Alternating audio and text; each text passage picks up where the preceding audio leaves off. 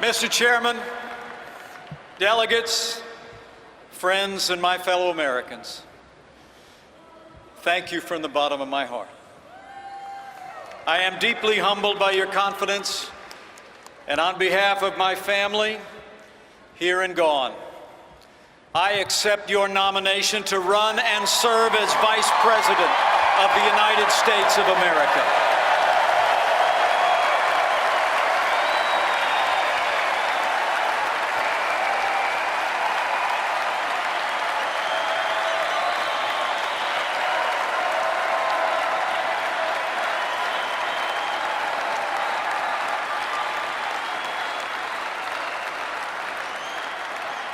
And let me thank Speaker Paul Ryan for that gracious welcome. Paul, you're a true friend and a great American leader. But Paul knows me well, and he knows the introduction I prefer is just a little bit shorter. I'm a Christian, a conservative, and a Republican in that order.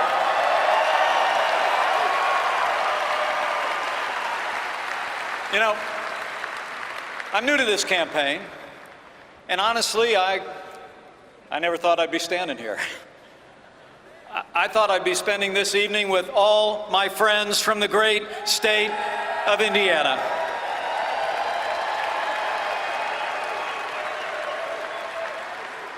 Yet there I was, a few days ago in New York City, with the man who won 37 states, who faced 16 talented opponents and outlasted every one of them, and along the way brought millions of new voters into the Republican Party.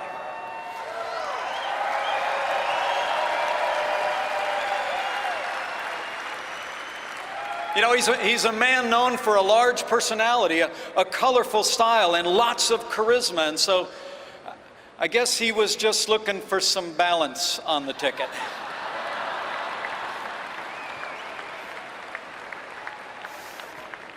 Well, for those of you who don't know me, which is most of you,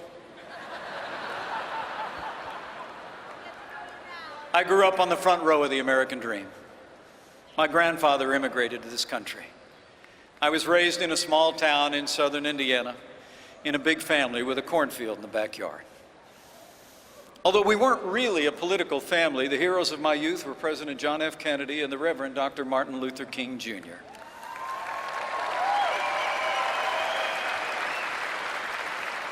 When I was young, I watched my mom and dad build everything that matters: a family, a business, and a good name. I was raised to believe in hard work, in faith, and family. My dad, Ed Pence, was a combat veteran in Korea.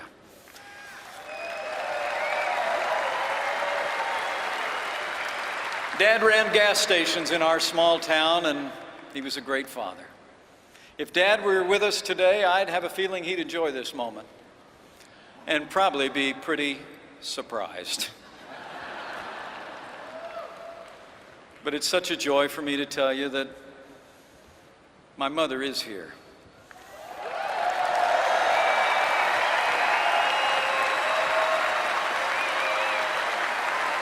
Would you join me in welcoming the light of my life, my mom, Nancy?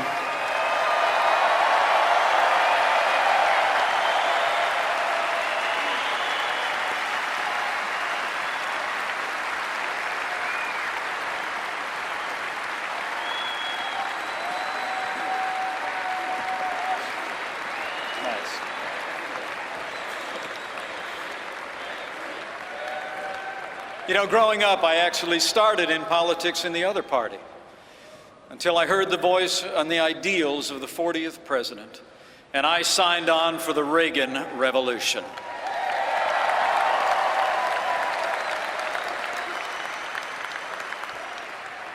But the best thing that ever happened to me, even counting tonight, is that 31 years ago, I married the girl of my dreams, a school teacher, an artist. She is everything to me. Would you welcome my wonderful wife, Karen Pence?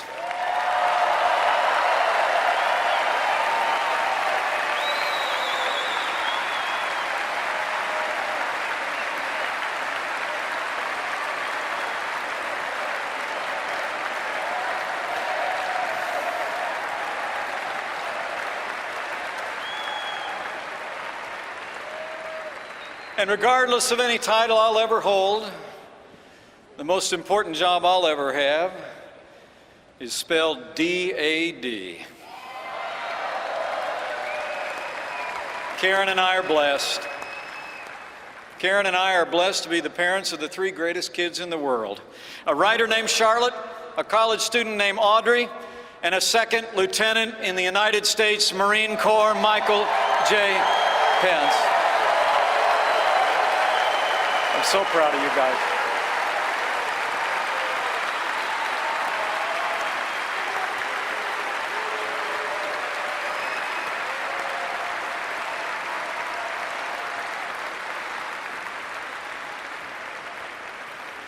Now, if you know anything about Hoosiers, you know we love to suit up and compete.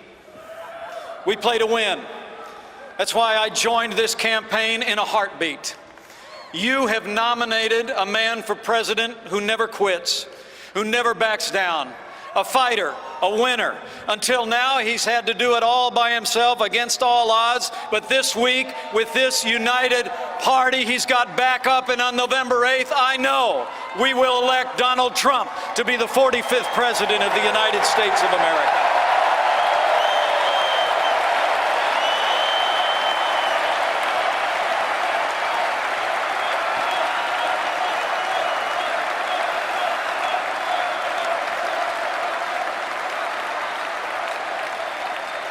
Now, we'll win because we're running on the issues facing this country and because we're leveling with the American people about the stakes and the choice.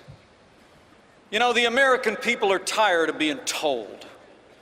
They're tired of being told that this is as good as it gets. They're tired of hearing politicians in both parties tell us that we'll get to that tomorrow while we pile a mountain range of debt on our children and our grandchildren. And as Ronald Reagan used to say, they're tired of being told that a little intellectual elite in a far distant capital can plan our lives better for us than we can plan them for ourselves.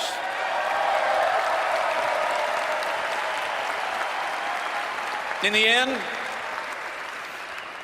this election comes down to just two names on the ballot, so let's resolve here and now that Hillary Clinton will never become President of the United States of America.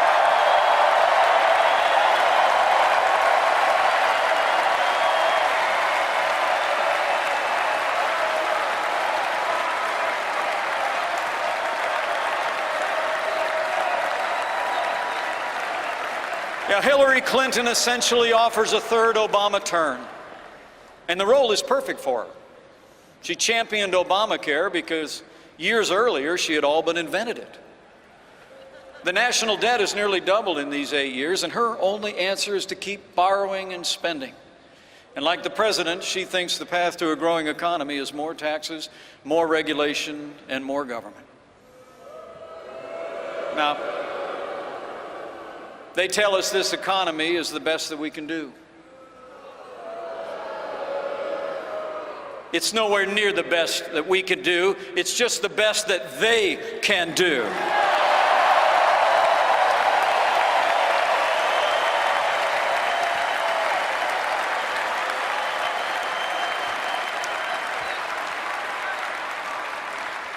And let me tell you, I know firsthand it doesn't have to be like this. In my home state of Indiana, we prove every day that you can build a growing economy on balanced budgets, low taxes, even while making record investments in education and roads and health care. You know, Indiana is a state that works because conservative principles work every time you put them into practice.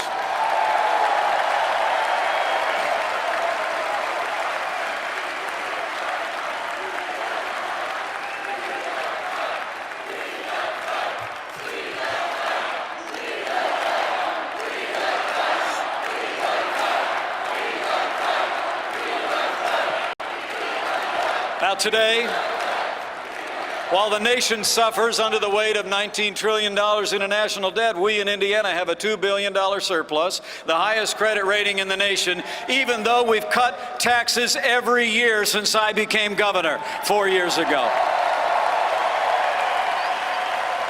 We have fewer state employees than when I took office, and businesses large and small have created nearly 150,000 new jobs, and there's more Hoosiers going to work than ever before. That's what you can do with common sense Republican leadership, and that's exactly what the no-nonsense leadership of Donald Trump will bring to the White House.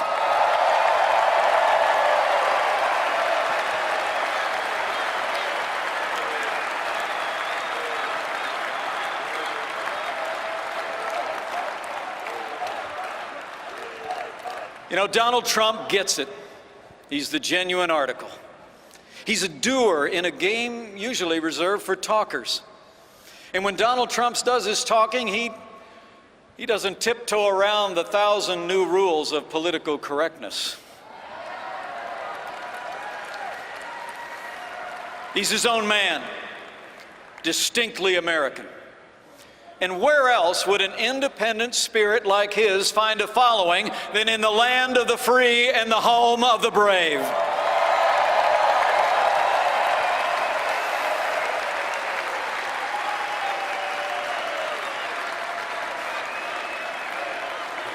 The funny thing is,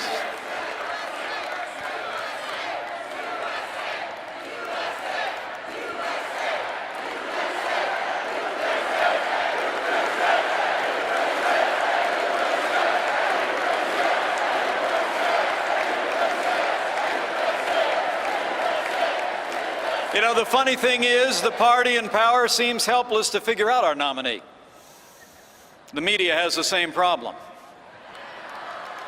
They all keep telling each other that the usual methods will work against him. They keep thinking they've done him in, only to wake up the next morning and find that Donald Trump is still standing and running stronger than ever before. The man just doesn't quit.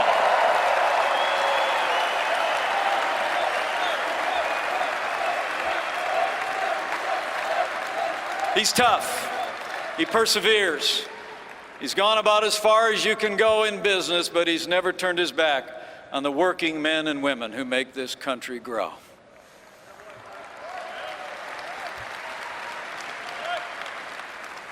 And Donald Trump will never turn his back on those who serve and protect us at home and abroad. You know, it's been a heartbreaking time for the women and men in our law enforcement community. And in this time of great testing for them, let's let them know, here and now, all across this country, we will always stand with those who stand on the thin blue line of law enforcement in America.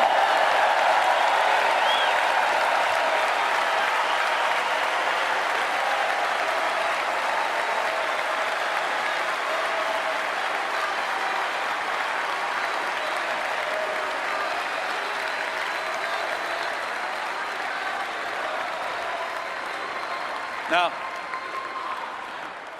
while Donald Trump was taking my measure as a possible running mate, I did some observing myself. I've seen the way he deals with people who work for him at every level. And I've seen the way they feel about working for him. Now, I'll grant you he can be a little rough with politicians on the stage, and I'll bet we see that again.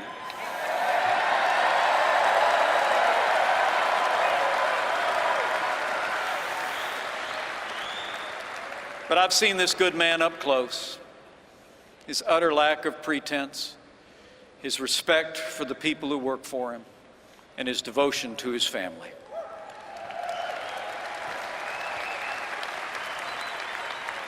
And if you still doubt what I'm saying, remember, as we say back home, you can't fake good kids. How about his amazing children? Aren't they something?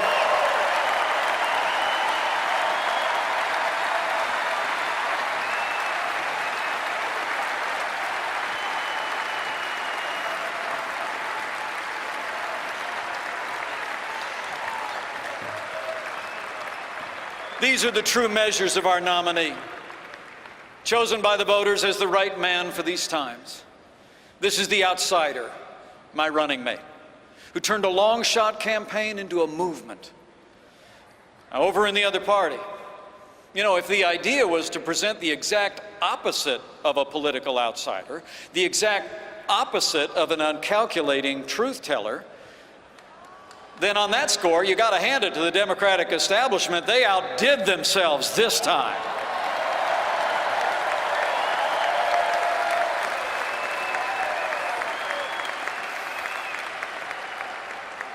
At the very moment when America is crying out for something new and different, the other party has answered with a stale agenda and the most predictable of names. People in both parties are restless for change, ready to break free of old patterns in Washington. And Democrats are about to anoint someone who represents everything this country is tired of. Hillary Clinton wants a better title, and I would too if I was already America's Secretary of the Status Quo.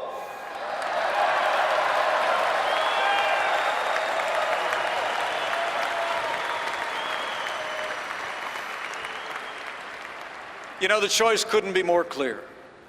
Americans can elect someone who literally personifies the failed establishment in Washington, D.C., or we can choose a leader who will fight every day to make America great again. It's change versus status quo. And my fellow Republicans, when Donald Trump becomes President of the United States of America, the change will be huge.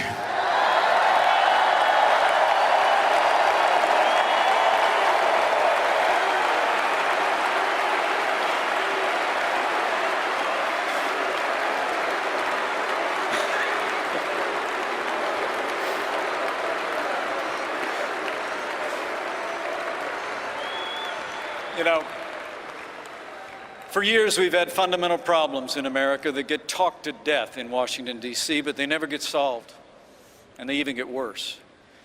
We've seen entire stretches of our country written off by bad economic policies in ways that are deeply unfair to American workers. We've seen relentless mandates from the executive branch. It seems like no aspect of our lives is too small for the present administration to supervise, and no provision of the Constitution is too large for them to ignore.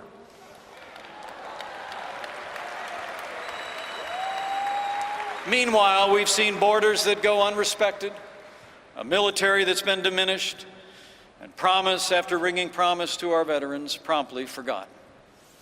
Then Donald Trump came along and started saying what practically everybody was thinking anyway, that our leaders need to be stronger. Under Donald Trump, our deals will be smarter. Our soldiers will have what they need, and our veterans will have what they earned. We will secure our borders, protect our nation. In all this, we will be more serious, and when we do, this nation will start winning again.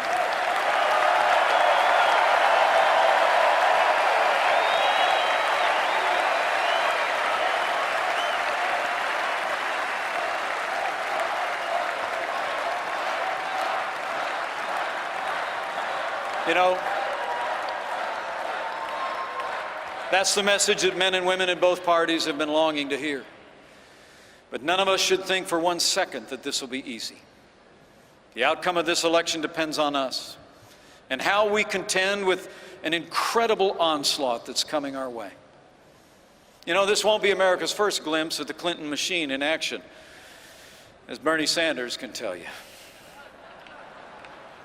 And this time around, she'll have the press doing half her work for her.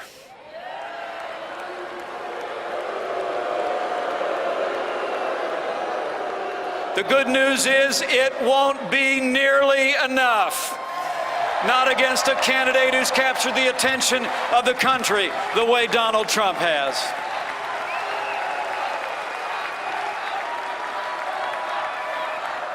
On issue by issue, he and I will take our case to the voters, pointing out the failures of the Obama-Clinton agenda and showing a better way. We will win the hearts and minds of the American people with an agenda for a stronger and more prosperous America.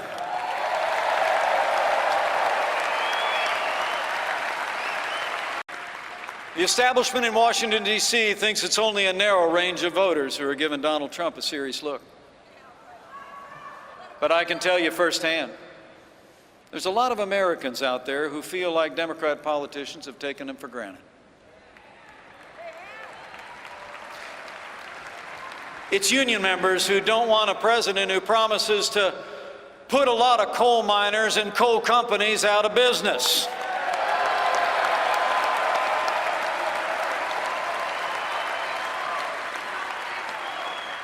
Those miners want an American energy policy, and they know that Donald Trump digs coal.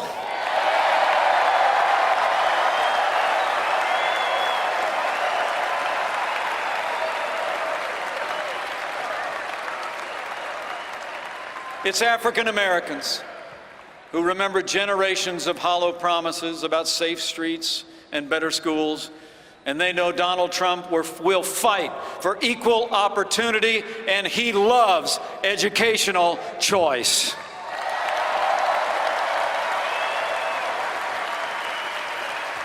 And it's Hispanic Americans who respect the law, want jobs and opportunities for their families, who know that Donald Trump will uphold the law and get this economy moving for every American.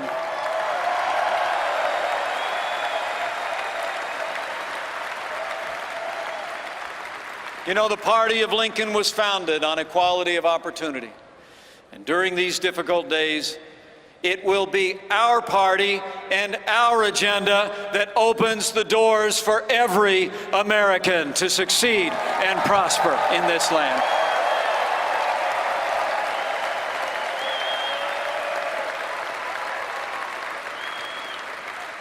You know, in so many ways, the Democratic Party has abandoned those it used to protect. Maybe they become too entrenched in power, so comfortable at times that they lose patience with the normal legislative process. It's so much simpler to impose their values by executive order or court action. And make no mistake about it, Hillary Clinton has some big ideas along those lines, too.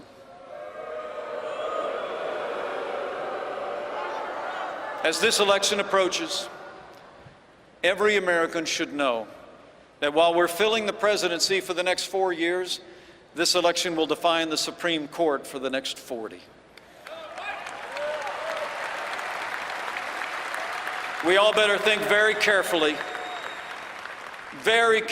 about what this means for our Constitution and limited government.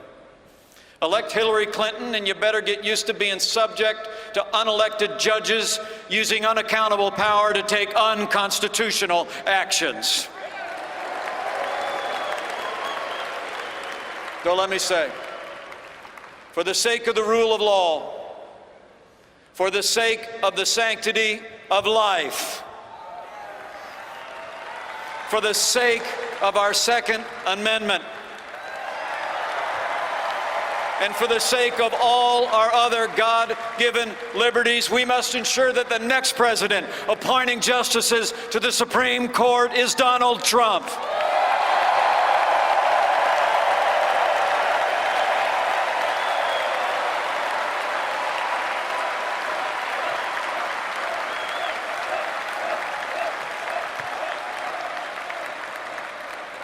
And Hillary Clinton's record on foreign affairs gets even worse.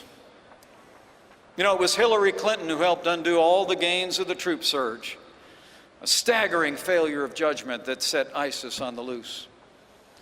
It was Hillary Clinton who instigated the president's disastrous agreement with the radical mullahs in Iran.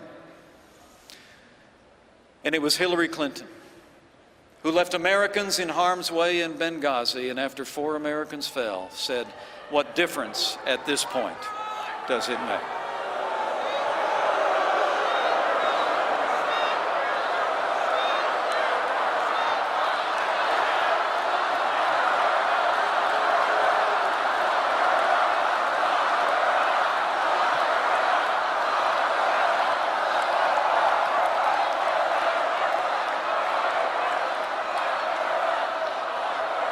As the proud father of a United States Marine, let me say from my heart, anyone who said that, anyone who did that, should be disqualified from ever serving as Commander-in-Chief of the Armed Forces of the United States of America.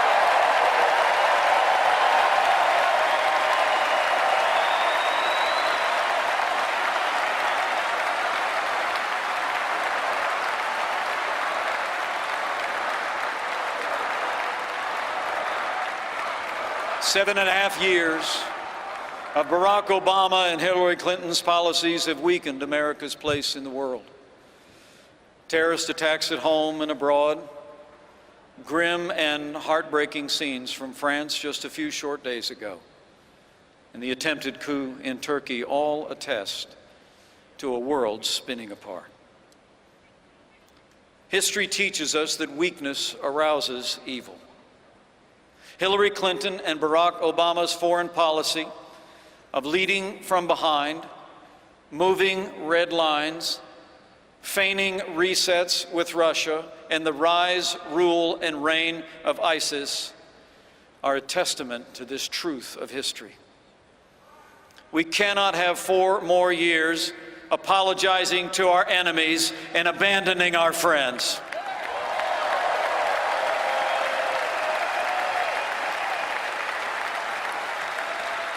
America needs to be strong for the world to be safe, and on the world stage, Donald Trump will lead from strength.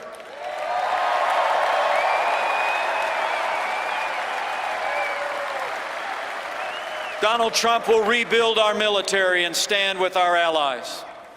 Donald Trump will confront radical Islamic terrorism at its source and destroy the enemies of our freedom.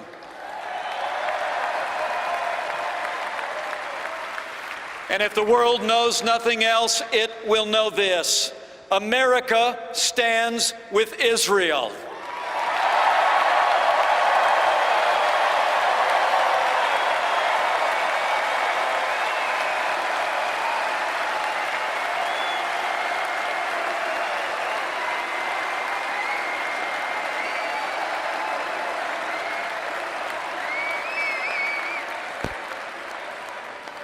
You know, if you looked at the calendar this morning, you might have noticed the presidency of Barack Obama ends exactly 6 months from today.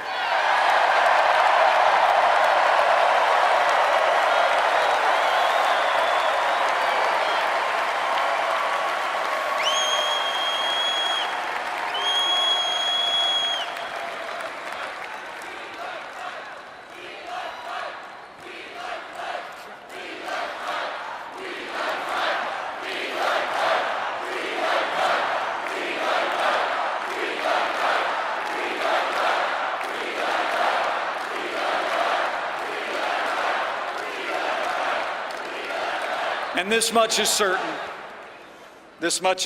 of the Obama years: they're not ending well. There seems to be so many things that divide us, so few great purposes that unite us as they once did. And it's at moments like this, moments when politics fail, that I believe we do well to remember that what unites us far exceeds anything that sets us apart in America.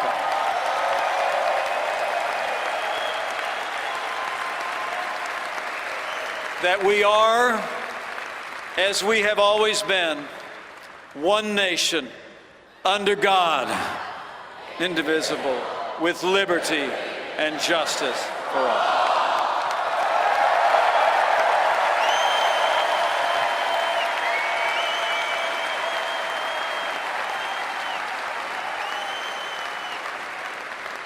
Should I have the awesome privilege to serve as your vice president, I promise to keep faith with that conviction,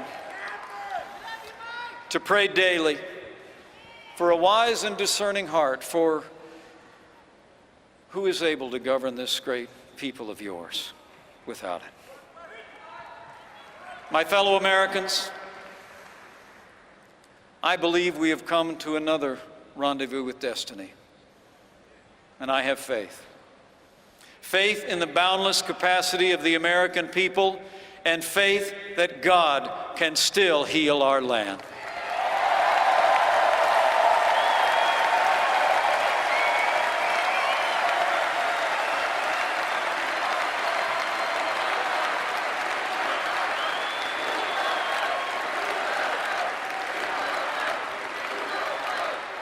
But we have a choice to make. This is another time for choosing. If you want a president who will protect this nation, confront radical Islamic terrorism, and rid the world of ISIS, if you want a president who will restore law and order to this country and give law enforcement the support and resources they deserve, if you want a president who will cut taxes, grow our economy, and squeeze every nickel out of the federal bureaucracy, if you want a president who will build strong borders and enforce our laws, and if you want a president who will upend the status quo in Washington, D.C., and appoint justices to the Supreme Court who will uphold the Constitution, we have but one choice, and that man is ready. This team is ready. Our party is ready. And when we elect Donald Trump, the 45th President of the United States, together, we will make America great again. Thank you. And God bless you. And God bless the United States of America.